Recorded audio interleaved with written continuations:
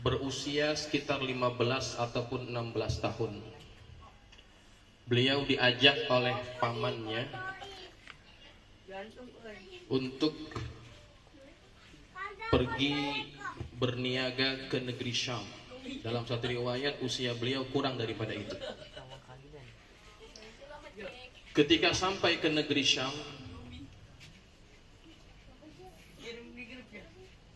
kedatangan kafilah yang datang dari Mekah ini diperhatikan oleh seorang pendeta, yang pendeta itu diberi nama Buhaira. Dalam satu riwayat disebut Bahira. Dia tinggal di satu kampung yang bernama Bushra. Ketika rombongan ini lewat, dia memperhatikan bahwa ada awan yang senantiasa memayungi kafilah ini. Dan menurut pengamatan dia, ini merupakan salah satu tanda bahwa di antara mereka ada seseorang yang akan diutus menjadi nabi akhir zaman. Itu ada pada rombongan yang sedang datang di negeri itu. Kemudian karena dia ingin lebih mengetahui siapa di antara mereka ini yang akan menjadi nabi akhir zaman, dibuatlah satu jamuan. Kemudian diundang mereka untuk makan di rumahnya Bahira. Semua masuk kecuali satu orang. Yang tidak masuk itu adalah Muhammad kecil. Ketika yang lain masuk, tapi Nabi Muhammad tidak ikut masuk, kemudian Bahira bertanya, apakah ada di antara kalian yang belum masuk ke rumah saya? Kata pamannya, Abu Talib, ada. Dia cuma anak-anak. Dia tunggu di luar saja. Kemudian Bahira berkata, jangan bawa masuk semuanya.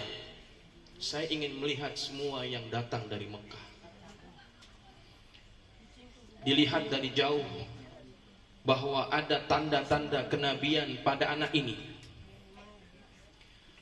Kemudian ketika Nabi masuk, semakin yakin bahwa beliau ini adalah nabi akhir zaman.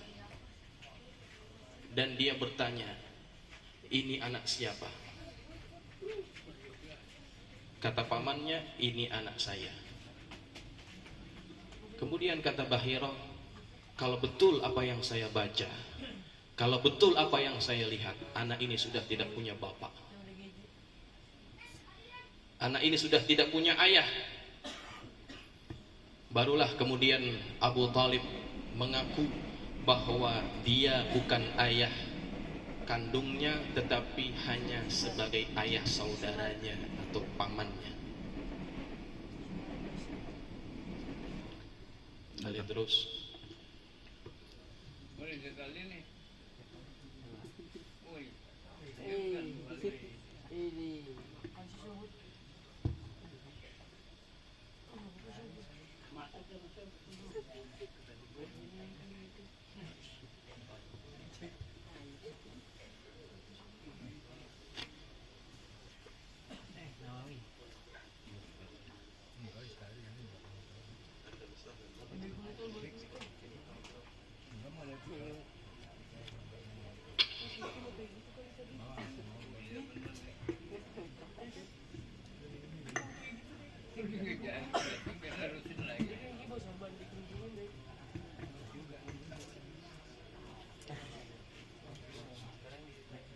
baik jamaah yang dirahmati Allah, kita teruskan.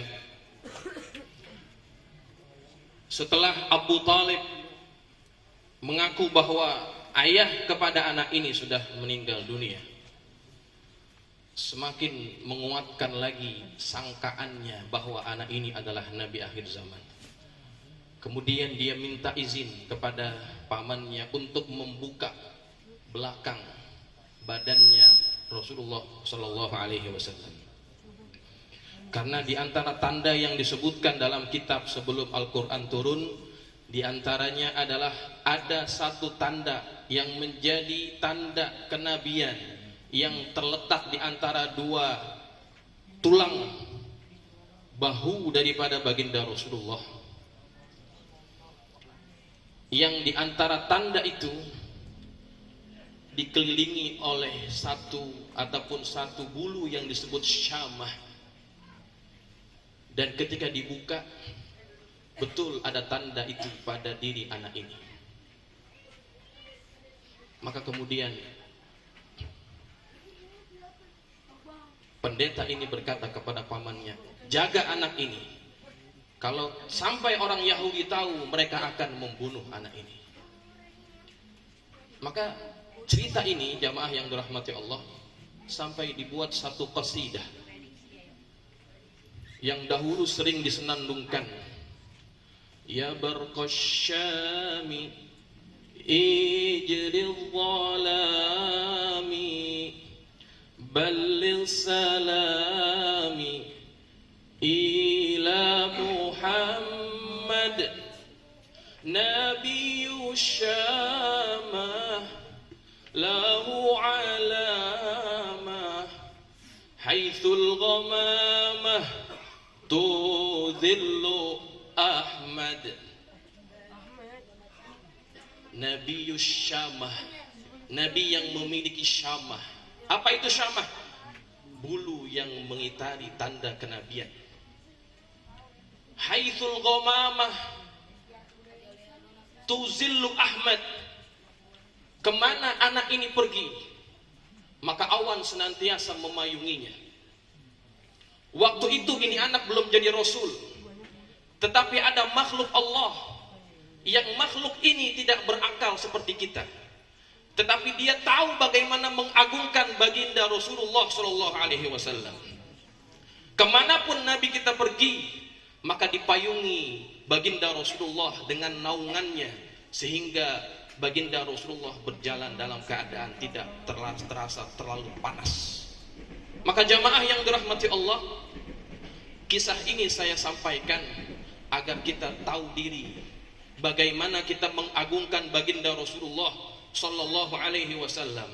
Kalau awan saja yang tidak memiliki akal dan bukan bagian daripada umat yang akan dibela oleh baginda Rasulullah Sallallahu Alaihi Wasallam, maka seharusnya kita yang menjadi umatnya, yang akan dibela mati-matian oleh baginda Rasulullah Sallallahu Alaihi Wasallam, menjadi orang yang harus tahu bagaimana mengagungkan baginda Rasulullah Sallallahu Alaihi Wasallam.